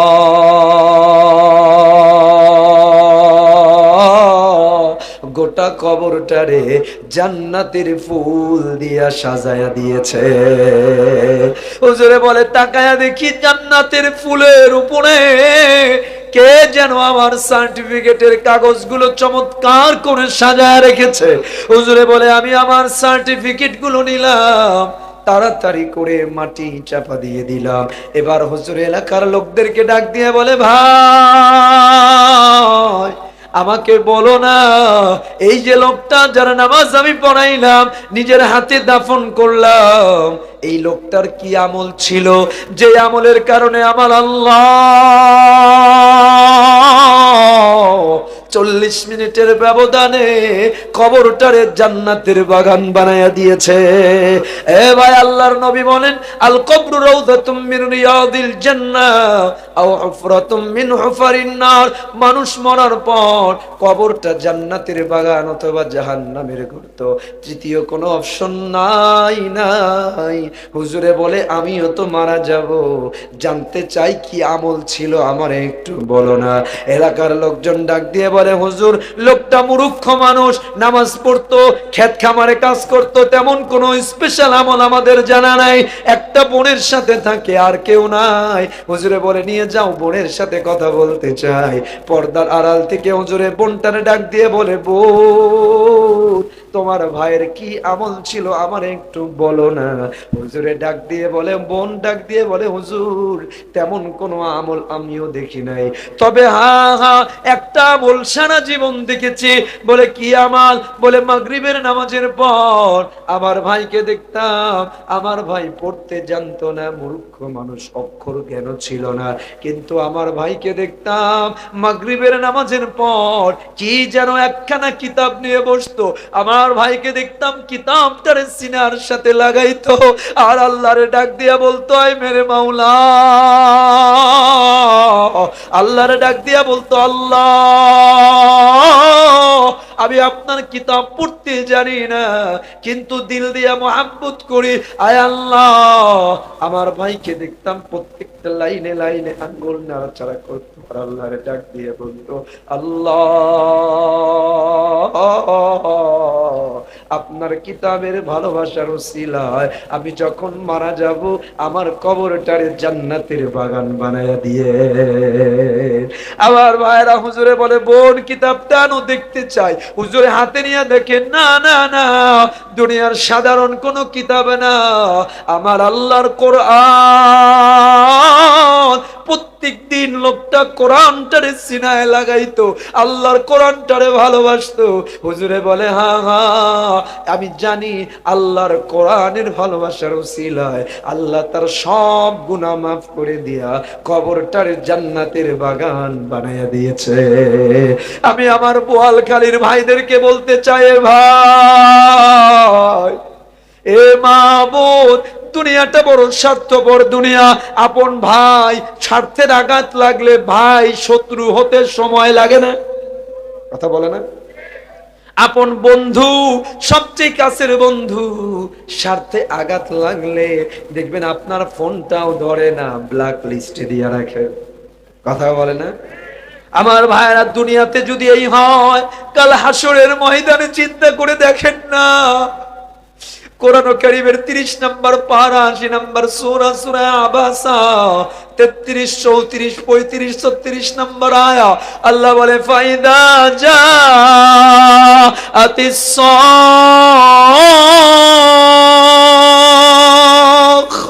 ইয়াওমা ইয়াফিরুল মারউ মিন আখিহি ওয়া উম্মিহি ওয়া আবিহি। আল্লাহ বলে, হাসরের ময়দানে কেউ কাউরে চিনবে না, বাবা মাকে চিনবে না, বাবা সন্তানকে চিনবে না, সন্তান মা বাবাকে না, স্বামী স্ত্রীকে না, স্ত্রী স্বামীকে না। ওই ময়দানে কেউ কারো উপকারে আসবে না, পীর মুরিদের উপকারে আসবে না, মুরিদ পীরের উপকারে আসবে না। ওই দিন ওই ময়দানে এ ভাই, যেই কিতাব আপনার পাশে দাঁড়ায়া সুপারিশ করবে, আল্লাহর নবী বলেন, কেউ যদি কোরআনকে ভালোবাসে, কোরআনের সাথে সখ্যতা গড়ে তোলে, কোরআন অনুযায়ী জীবন পরিচালনা করে, কাল হাসরের ময়দানে কোরআন আপনার পক্ষে দাঁড়ায়া আল্লাহর ডাক দিয়া বলবে, আল্লাহ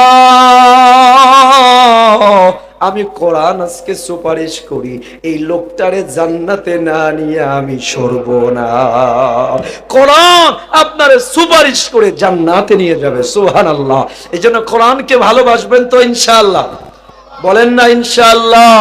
কোরআন যারা পড়েন না, আজকের পর থেকে প্রথম অনুরোধ আপনাদের কাছে, I request you from my heart, daily কিছু না কিছু আপনার ঘরে যেন কোরআন তেলাওয়াত হয়। যারা কোরআন তেলাওয়াত করতে পারেন না, কমপক্ষে আপনারা শিখবেন, বুড়ো হয়ে গেছেন, কমপক্ষে 10টা সূরা হলেও শুদ্ধ করে তেলাওয়াত শিখবেন। রাসূলুল্লাহ বলে, মান সালাকা তারিকা ইলতামিসু ফিহি ইলমা সাহালাল্লাহু লাহু তারিকান ইলাল জান্নাহ।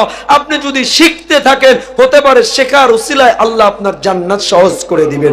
এই জন্য ওয়াদা নিতে পারবেন, প্রত্যেক দিন কিছু না কিছু কোরআন পড়বেন। যারা আলেম, কোরআন বুঝবেন, আবার তাফসীর পড়বেন, কোরআনের সাথে ডেইলি বেস একটা সম্পর্ক করবেন। ওয়াদা, ওয়াদা ইনশাআল্লাহ। হাত তোলেন না, সবাই বলেন না, আল্লাহ আমাদেরকে কোরআনের জন্য কবুল করেন, বলেন আমিন। ভাইয়েরা, কোরআন ছাড়া কোনো উপায় নাই। আপনাদেরকে বলি, আজকে বাংলাদেশ, এই যে বাংলাদেশে এত কিছুর পরেও আজকে বাংলাদেশে শান্তি নাই, রহমত নাই, মৌলিক অধিকার বাংলাদেশের মানুষের নাই। কারণ কি জানেন? বাংলাদেশের 53 বছরের স্বাধীনতার ইতিহাসে যেই রাজনীতি করেছে, যেই দলই এসেছে, কেউ কোরআন চায় নাই, সবাই রাজনীতির নামে প্যাট নীতি করেছে। কথা বলে না? দেখেন, বাংলা ব্যাংকে টাকা নাই, জিনিসপত্রের দাম ঊর্ধ্বগতি। কারণ কি? কারণ যারা ছিল আগে গত 16 বছরে দেশের টাকা জনমের মতো চুরি করে বিদেশে সব নিয়ে গেছে। এখন যারা আসতে চায় এরা আসেই নাই, তার আগেই গোটা বাংলাদেশে চুরি ছিনতাই আবার শুরু করে দিয়েছে। যেই দলই খর, আমি মাঝে মাঝে বলি বিএনপি কন, আওয়ামী লীগ কন, সব নৌকারে পিটোপি, মুদ্রারে পিটোপি। রাগ করেন না আপনারা। এই দেশে যদি শান্তি আসতে হয় তাহলে কোরআনের রাজ কায়েম হতে হবে। জয় বলেন কি? আমার বোয়ালখালীর ভাইয়েরা, বহু রাজনীতি আমরা দেখেছি। আজকে সময় এসেছে, আওয়ামী লীগ নয়, বিএনপি নয়, জাসদ নয়, বাসদ নয়, আজকে খেলাফত বাংলা আল্লাহর এই জমিনে। বলেন, জমিন কার? জোরে বলেন, চিৎকার দিয়ে বলেন, আকাশ কার? জমিন কার?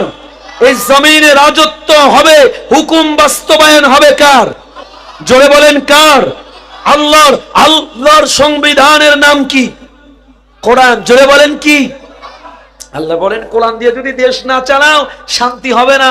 শুধু শান্তি নয়, তোমরা হবে কাফের, তোমরা হবে ফাসিক। কোরআন খোলেন 6 নম্বর পারা, 5 নম্বর সূরা, সূরা মাঈদা 44 নম্বর আয়া। আল্লাহ বলে, ওয়া মান লাম ইয়াহকুম বিমা আনজালাল্লাহ ফাউলাইকা হুমুল কাফিরুন। আল্লাহ বলে, যারা কোরআন দিয়ে বিচার কার্য করবে না তারা কাফের। পরের আয়াতে বলে, ফাউলাইকা হুমুল ফাসিকুন, তারা ফাসিক। 90% মুসলমানের দেশে আজ এত মাহফিল, এত কিছুর পরেও আমরা যদি আমাদের দেশে যত বিচার হয়, ল, সুপ্রিম কোর্ট বলেন, জজ কোর্ট বলেন, সব বিচার হয় ব্রিটিশ ল দিয়ে, কোরআন দিয়ে নয়। এই জন্য শান্তি আসে না।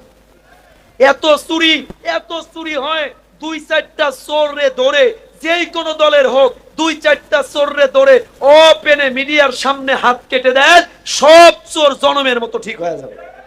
কথা বলে না? ঠিক কিনা বলেন? আমার বোয়ালখালীর ভাইয়েরা, আপনাদেরকে বলি, আল্লাহর কোরআন দিয়ে যদি দেশ পরিচালিত হয়, আজকে সময় এসেছে। আমার দেশের 53 বছরের ইতিহাসে মানুষ বাবার শাসন দেখেছে, মেয়ের শাসন দেখেছে, জামাইয়ের শাসন দেখেছে, চাচার শাসন দেখেছে, বইয়ের শাসনও দেখেছে, কিন্তু কোরআনের শাসন এখনো বাস্তবায়ন হয় নাই। এখন এইবার বহু আন্দোলন হয়েছে, আবার একবার বাংলাদেশের জমিনে, বাংলাদেশের আকাশের নিচে, জমিনের উপরে এইবার আন্দোলনের সময়। আমি গতকালকে আলামিন ফাউন্ডেশনেও বলেছি, আবার আন্দোলনের হওয়া উচিত, হেফাজতের ব্যানারে হোক আর উলামা ইকরামের ব্যানারে হোক। এখন আবার নতুন আন্দোলন হওয়া দরকার। যে আন্দোলন হবে কোরআন প্রতিষ্ঠার আন্দোলন, খেলাফত প্রতিষ্ঠার আন্দোলন। আমরা বাংলাদেশের সংবিধানে কোরআন চাই। এর জন্য যদি আমাদেরকে আবার রাজপথে নামতে হয়, আবার শাপলা চত্বরে যেতে হয়, বুকের তাজা রক্ত ঢেলে দিতে হয়, আমার বোয়ালখালীর ভাইয়েরা রক্ত দিতে, জীবন দিতে রাজি আছেন আমার মুসলমান ভাইয়েরা।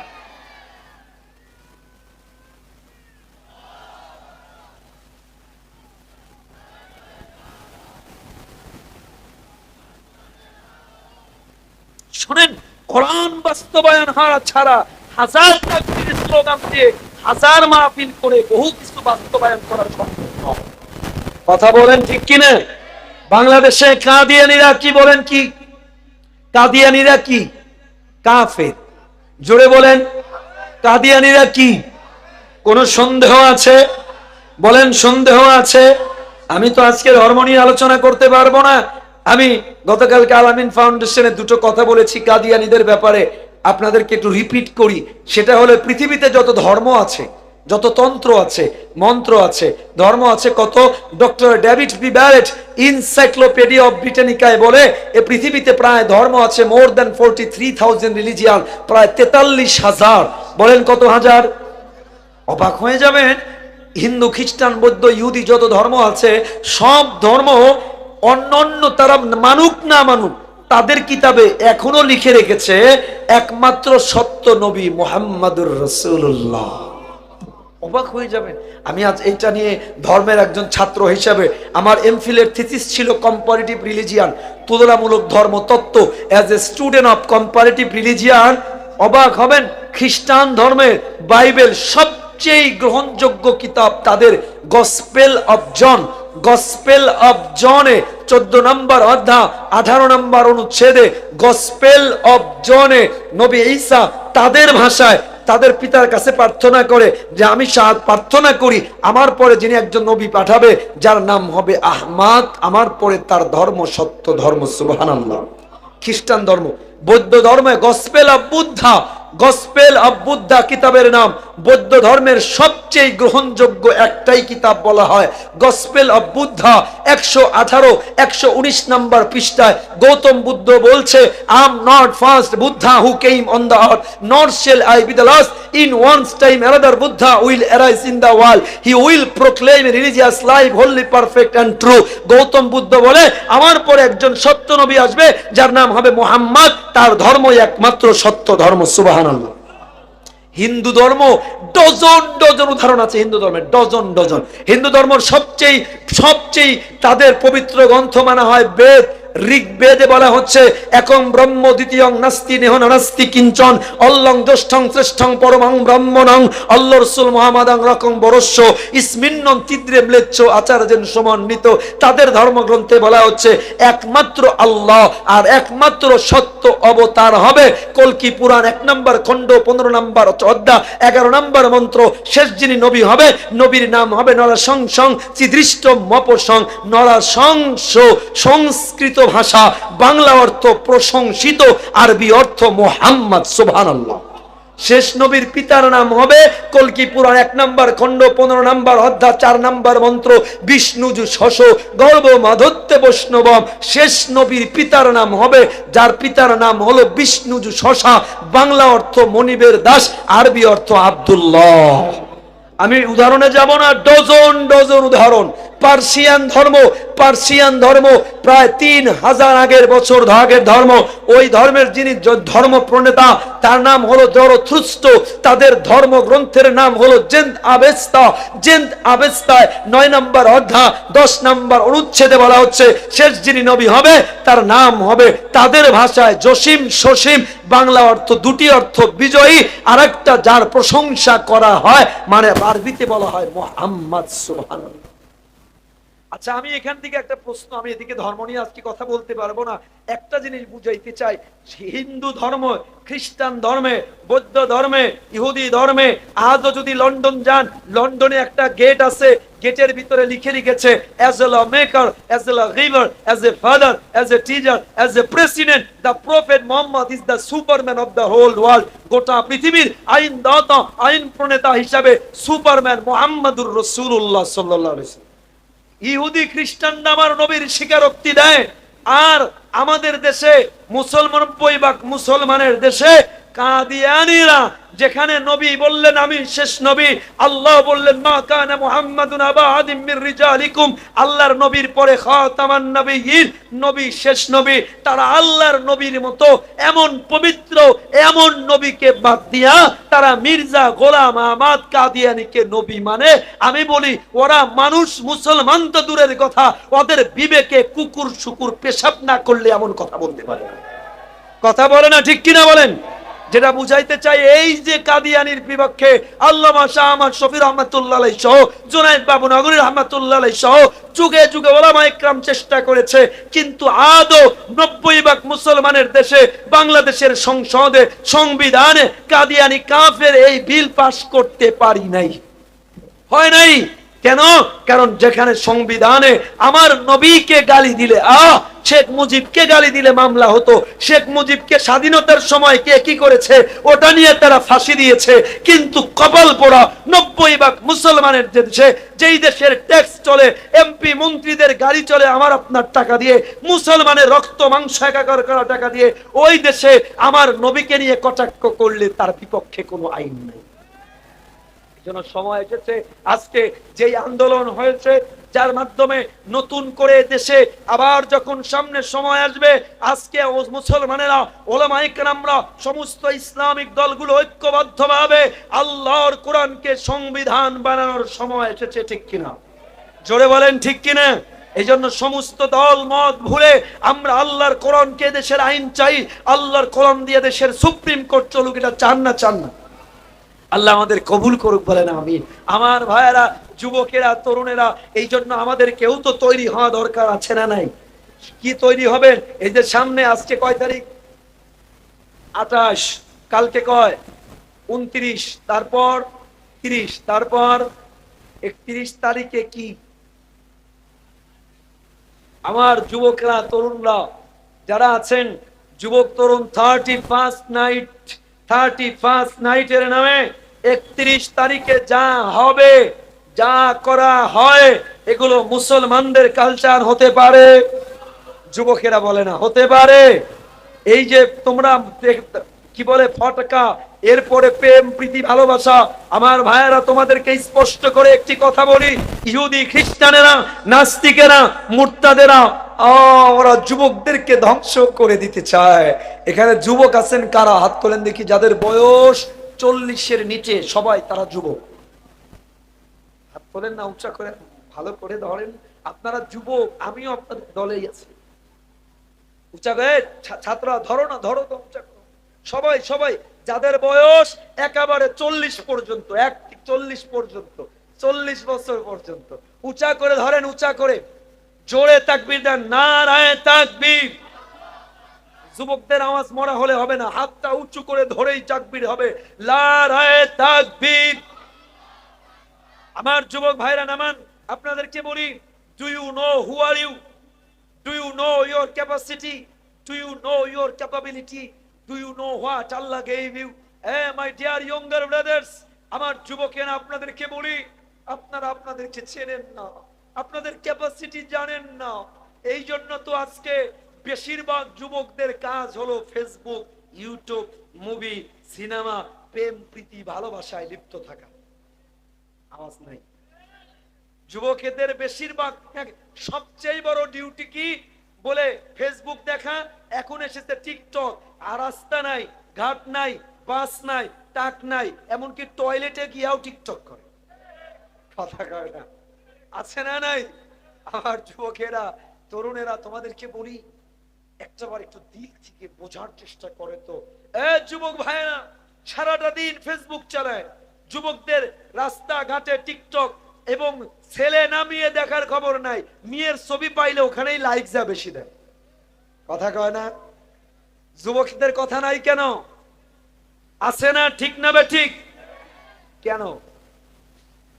হ্যাঁ যুবক ভাইরা, হাজার হাজার আইডি, যেটা ছেলেদের আইডি খোলা মেয়েদের নামে, অথচ মেয়েদের পোস্ট পেলে হুমড়ি খেয়ে পড়ে লাখ লাখ কোটি কোটি যুবক এমনও আছে টিকটকের নামে একটা পঙ্গু দজবঙ্গ জাতিতে পরিণত হয়ে যাচ্ছে। আমি আমার গোয়ালখালীর যুবক তরুণদেরকে বলি, আমার যুবকেরা, তুমি তোমার টাকা, তোমার মোবাইল 50,000 টাকা দিয়ে ফোন কিনা, নিজের টাকা ব্যয় করে, নিজের এমবি, নিজের ওয়াইফাই ব্যয় করে অন্য বেটা বেটির নাচ দেখে নিজের ভবিষ্যৎ ক্যারিয়ার নষ্ট করছো। তোমার থেকে বোকা কে হতে পারে বলো? আরে ভাই, তুমি যে মুভি দেখো, তুমি যে সিনেমা দেখো, তারা তো ভাইরাল হয়, তাদের তো ভিউ হয়, তাদের তো ভিউ হয়ে মনিটাইজ করে টাকা ইনকাম করে। তুমি তোমার টাকা দিয়ে, তোমার এমবি দিয়ে, তোমার জীবনের সবচেয়ে দামি সম্পদ সময় ব্যয় করে তুমি তাদের ঝুলি ভরছো, নিজের ঝুলি খালি করছো। তোমার থেকে বোকা কি হতে পারে? এ যুবক ভাই, do you know your capacity? Do you know your capability? Do you know what Allah gave you? শোনো, listen to me carefully. আমেরিকার নাসায় একটা কম্পিউটার আছে, বিজ্ঞানীরা বলছে ওই কম্পিউটারের ওজন 12.5 টন। বলো দেখি কত টন? ছোট, বিশাল বড় কম্পিউটার, সুপার কম্পিউটার, 12.5 টন তার ওজন। এত বিশাল সুপার কম্পিউটারের ক্যাপাসিটি, তারা বলছে প্রত্যেক সেকেন্ডে ওই সুপার কম্পিউটার প্রত্যেক সেকেন্ডে 500 ইনফরমেশন একসাথে ডেলিভারি করতে পারে, রিসিভ করতে পারে। যুবকেরা বলো কয়শো? বলেন, সবাই বলেন কয়শো? আমার ভাইয়েরা, তোমাদেরকে আল্লাহ তাআলা একটা কম্পিউটার দিয়েছে। এই কম্পিউটারের ওজন 1 কেজিও না।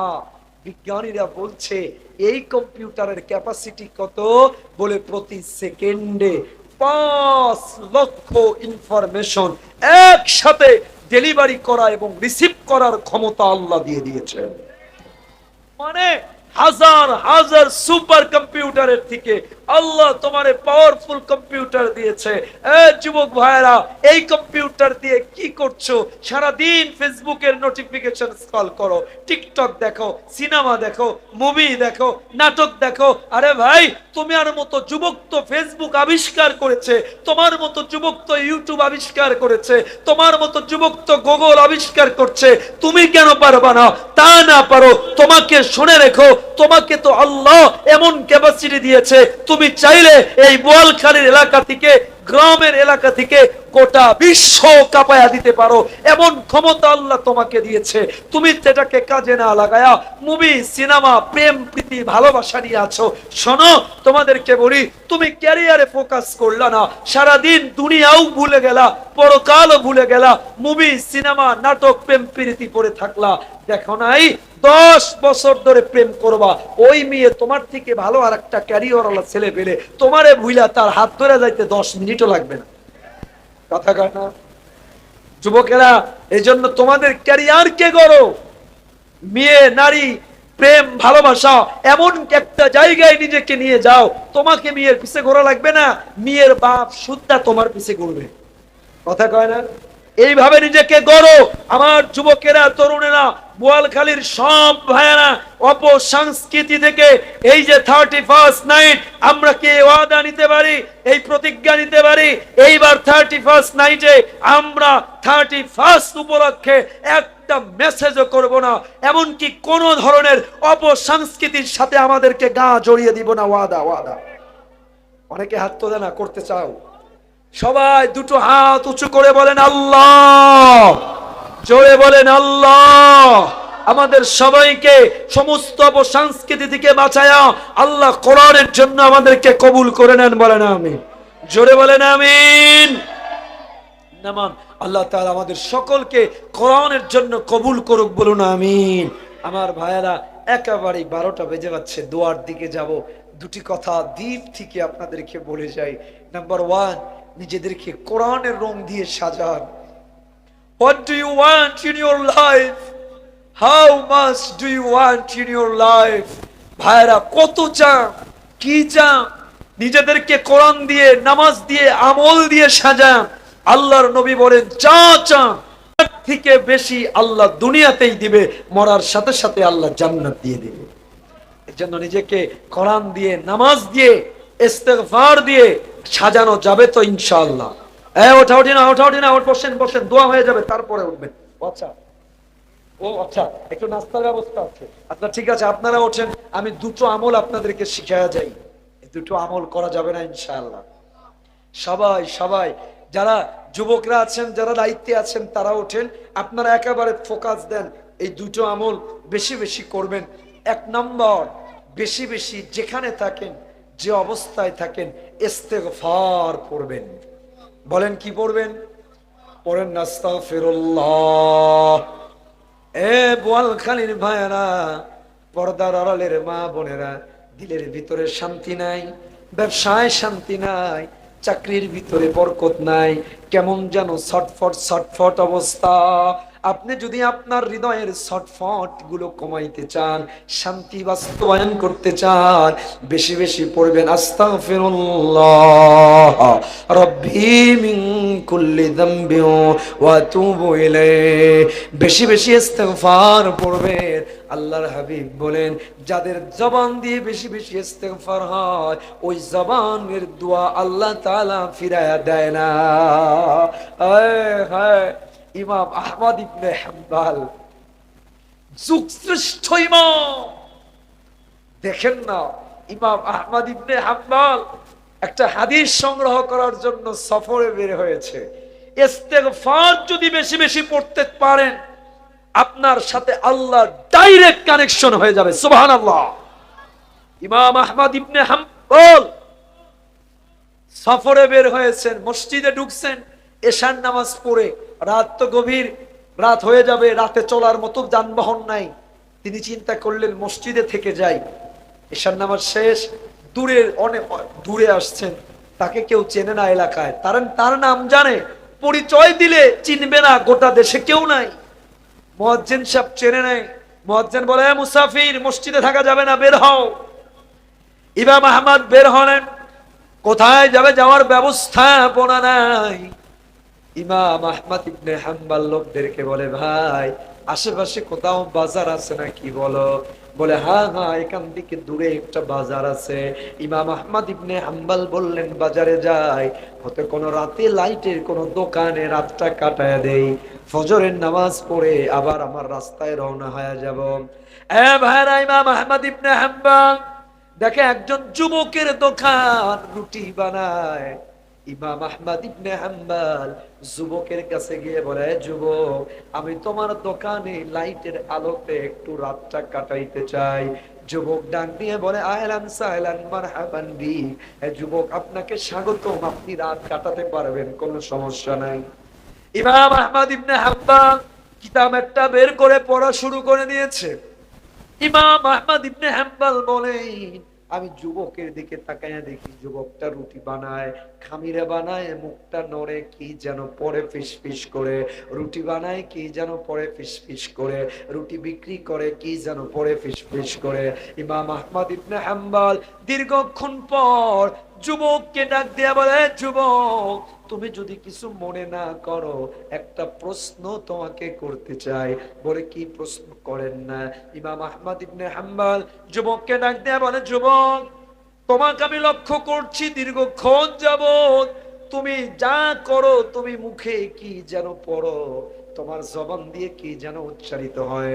ইমাম আহমদ ইবনে হাম্বলের প্রশ্নে বলে, ইমাম মুসাফির, হ্যাঁ মুসাফির, তোমার একটা গোপন কথা বলি। ইমাম আহমদ ইবনে হাম্বলকে চেনে না। মুসাফির যুবক ডাক দিয়ে বলে, মুসাফির, আমি আমার জবান দিয়ে একটা আমল করি, তোমার একটা গোপন কথা বলি, যে আমলটা আমি আমার জবান দিয়ে করি, ওই আমলের কারণে আমি আমার গোটা জীবনে আল্লাহর কাছে যা চেয়েছি, আল্লাহ একটা দোয়াও ফিরায় দেয় নাই, সব কবুল করে নিয়েছে। মানে হলো মুস্তাজাবুদ দাওয়া। যুবক ডাক দিয়ে বলে, মুসাফির, তবে হ্যাঁ হ্যাঁ, একটা আমল, একটা দোয়া আল্লাহ কবুল এখনো করে নাই। ইমাম আহমদ ইবনে হাম্বলের দিলের ভিতরে কৌতূহল, বলে কি যুবক, তা বলে তাই নাকি আল্লাহ কবুল করে নাই? আবার একটা দোয়া কবুল করে নাই, কি দোয়া? ইমাম আহমদ ইবনে হাম্বল বলে, যুবক, কি সেই দোয়া? যুবক ডাক দিয়া বলে, মুসাফির, আমি আল্লাহর কাছে দোয়া করেছি, আমার জীবনে আল্লাহ সব দোয়া কবুল করেছে, একটা দোয়া ছাড়া। বলে, কি দোয়া? বলে, আমি দোয়া করেছি, আল্লাহ যুগের শ্রেষ্ঠ মুহাদ্দিস, যুগের শ্রেষ্ঠ ইমাম, ইমাম আহমদ ইবনে হাম্বলকে আল্লাহ একটু দেখার ব্যবস্থা করে দিয়ে। বলেন আল্লাহু আকবার। আরো জোরে বলেন আল্লাহু আকবার। ইমাম আহমদ ইবনে হাম্বল যুবকের হাতটা টান দিয়া চুমা খায়। যুবককে ডাক দিয়া বলে, যুবক, আমার হৃদয়ে এবার বিশ্বাস হয়ে গেছে, তুমি মুস্তাজাবুদ দাওয়া, তুমি যা দোয়া করেছো আল্লাহ কবুল করে নিয়েছে। বলে, কেন কেন? বলে, তুমি যে দোয়া করেছো ইমাম আহমদ ইবনে হাম্বলকে দেখতে চাও, আল্লাহ তোমার এই দোয়াটাও এমন ভাবে কবুল করে নিয়েছে। আল্লাহ যুগের শ্রেষ্ঠ ইমাম, ইমাম আহমদ ইবনে হাম্বলের কাছে তোমারে নেয় নাই, বরং ইমাম আহমদ ইবনে হাম্বলকে সফরে বের করে, মসজিদ থেকে বের করে, হাঁটায়া হাঁটায়া তোমার দোকানে হাজির করে আল্লাহ তোমাকে দেখার ব্যবস্থা করে দিয়েছে। এ ভাই, বলে ইমাম আহমদ ইবনে হাম্বল বলে, আমি সেই ইমাম আহমদ ইবনে হাম্বল যাকে আল্লাহ তোমার দোয়া কবুল করে তোমার দোকানে হাজির করে সারা রাত বসে থাকার ব্যবস্থা করে দিয়েছে। আমার ভাইয়েরা, এজন্য আল্লাহর কাছে যদি দোয়া কবুল করাইতে চান, বেশি বেশি কি পড়বেন? বলেন বলেন, পড়বেন তো ইনশাআল্লাহ। নিজের ভালোর জন্য পড়বেন। ছোট্ট 2 নাম্বার একটা ছোট্ট তাসবিহ পড়বেন। আমি নিজে চেষ্টা করি, আপনাদেরকে সবাইকে বলি, চলতে ফিরতে বুখারী শরীফের শেষ হাদিস, একেবারে শেষ হাদিস, আল্লাহ রসুল বলেন, কালিমাতান হাবিবাতান ইলার রহমান, আল্লাহর কাছে 2টা কালিমা বড় প্রিয়। আল্লাহর হাবিব বলে, খফিফাতান আলাল লিসান, উচ্চারণ করতে বড় সহজ, সকিলাতান ফিল মিজান, কিন্তু মিজানের পাল্লায় অত্যন্ত ভারী। ওই আমল দোয়া তাসবিহ 2টা যদি পড়েন, আল্লাহ মিজানের পাল্লা ভারী করে জান্নাত দিয়ে দিবে। পড়েন আমার সাথে, সুবহানাল্লাহি ওয়া বিহামদি, সবাই একসাথে, সুবহানাল্লাহি ওয়া বিহামদি, সুবহানাল্লাহিল আযীম। আবার পড়েন, সুবহানাল্লাহি ওয়া বিহামদি, সুবহানাল্লাহিল আযীম। চলতে ফিরতে বেশি বেশি এই তাসবিহটা পড়বেন। রাসূল বলেন, এই তাসবিহ বেশি পড়বেন, অল্প আমল আপনার, কিন্তু এই আমলটাকে, তাসবিহটারে ভারী বানায়া আপনার আমলের পাল্লা ভারী করে আল্লাহ জান্নাত দিয়ে দিবেন। আল্লাহ আমাদের সকলকে কথাগুলো মানার তৌফিক দান করুক, বলেন আমিন। দরুদ শরীফ পড়ি, আল্লাহুম্মা সাল্লি আলা মুহাম্মদ। পড়েন। ও আচ্ছা, দিয়ে দেন তাহলে, দিয়ে দেন দ্রুত করে, দ্রুত। রব্বানা আতিনা ফিদ দুনিয়া হাসানা ওয়া ফিল আখিরাতি হাসানা ওয়া কিনা আযাবান। রব্বুল আলামিন, গভীর রাত, 12টা পার হয়ে গেছে। আল্লাহ, তাকায়া দেখো, হাজী তোরাবুদ্দিন জামে মসজিদ সংলগ্ন এই মাঠের ভিতরে, হায় আল্লাহ, ইসলামী যুব সমাজ খরণদ্বীপ পশ্চিম পাড়া ইসলামী যুব সমাজের উদ্যোগে, হায় আল্লাহ, মাহফিলে এ গভীর রাত্রি পর্যন্ত যারা বসে বসে কোরআন শুনলাম, আল্লাহ বললাম, দয়া করে মেহেরবানি করে আল্লাহ আপনি আমাদের সকলের দোয়াগুলো কবুল আর মঞ্জুর করে দেন। আয় আল্লাহ, কোরআনের উসিলায় আমরা যারা হাত তুলেছি, আমাদের তামাম জিন্দেগীর গুনাহগুলো মাফ করে দেন আল্লাহ। আয় আল্লাহ, দুনিয়ার ভিক্ষুকেরা এক বাড়িতে যায় না, যায় এক দোকানে যায় না, পেলে আর এক দোকানে যায়। আয় আল্লাহ, 10টা দোকান ঘুরলে কিছু না কিছু, কোনো না কোনো দোকানে, কোনো না কোনো বাড়িতে। আয় আল্লাহ, আমরা এমন ভিক্ষুকের ভিক্ষুক, আপনি ছাড়া আমাদের যাওয়ার কোনো জায়গা নাই। আপনি যদি ফিরাইয়া দেন, আল্লাহ মাফ করার কেউ নাই, কেউ নাই, কেউ নাই, কেউ নাই। আল্লাহ, আমাদেরকে ফিরাইয়া দিয়েন না আল্লাহ, দয়া করে মেহেরবানি করে আজকের এই ময়দান থেকে আমাদের মাসুম বানায়া ঘরে ফিরাইয়া দেন আল্লাহ। আল্লাহ, আমাদের জানা অজানা, সগীরা কবীরা, শিরকি বিদআতি সমস্ত গুনাহগুলো মাফ করে দেন আল্লাহ, আমাদের ক্ষমা করে দেন আল্লাহ। রব্বুল আলামিন, 2টো হাত যখন উঠায় মনে পড়ে যায় জনম দুঃখিনী মা বাবা। আয় আল্লাহ, যাদের মা নাই, বাবা নাই, দোয়া করি আল্লাহ,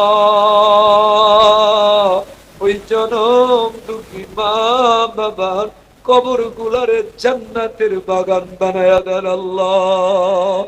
রব্বির হামহুমা কামা রব্বায়ানি সগীরা, রব্বির হামহুমা কামা রব্বায়ানি সগীরা। আয় আল্লাহ, দয়া করে আমাদের মধ্যে যারা অসুস্থ, তাদেরকে শেফায়ে কামেলা আজিলা নসিব করে দেন। আয় আল্লাহ, যারা অভাবগ্রস্ত অভাব দূর করে দেন, যারা ঋণগ্রস্ত ঋণ পরিশোধ করার তৌফিক দিয়ে দেন। আল্লাহ, যার যার দিলের যত নেক তামান্না কবুল আর মঞ্জুর করে দেন। আয় আল্লাহ, দেশ থেকে বিদেশ থেকে আয় আল্লাহ অর্থ দিয়ে, শ্রম দিয়ে, মেধা দিয়ে আয় আল্লাহ ইসলামী যুব সমাজের মাহফিলকে যারা সফল করলো, আল্লাহ কাল হাসরের ময়দানে মুসিবতের মুহূর্তে এই মাহফিলটাকে আমাদের সকলের জন্য নাজাতের জরিয়া বানায়া দেন আল্লাহ রব্বুল আলামিন। আল্লাহ, জানি না কখন জানি আমাদের মরণের ডাক আসবে আল্লাহ। আয় আল্লাহ, আপনার কাছে দুটো হাত তুলে ভিক্ষা চাই। আমি মুসাফির আল্লাহ, আমি তো মূর্খ গুনাহগার, কিন্তু আপনার হাবিব বলেছেন আপনি মুসাফিরের দোয়া ফিরায়া দেন আল্লাহ। আল্লাহ, আমি আমার জন্য, আমার এই ভাইদের জন্য আল্লাহ ভিক্ষা চাই। একসাথে যেমন মাহফিল করলাম, শুনলাম, কোরআনের প্যান্ডেলে বসেছে, আল্লাহ কাল হাসরের ময়দানে একসাথে জান্নাতের জন্য কবুল করে নেন আল্লাহ রব্বুল আলামিন। ভিক্ষা চাই, যখনই আমাদের মরণ আসবে আল্লাহ দয়া করে মেহেরবানি করে আল্লাহ জাহান্নামী বানায়া মরণ দিয়েন না আল্লাহ। ইয়া আল্লাহ, জাহান্নামী বানায়া কবরে দিয়েন না আল্লাহ। দয়া করে যখনই কবরে ডাক দেন, মরণ দেন, আয় আল্লাহ দয়া করে ঈমানওয়ালা জান্নাতি বানায়া কবরে দিয়েন আল্লাহ। আনতা শাফি আনতা কাফি في مهمات الأمور، أنت حسبي أنت ربي أنت لي نعم الوكيل. سبحان ربك رب العزة عما يصفون وسلام على المرسلين والحمد لله رب العالمين.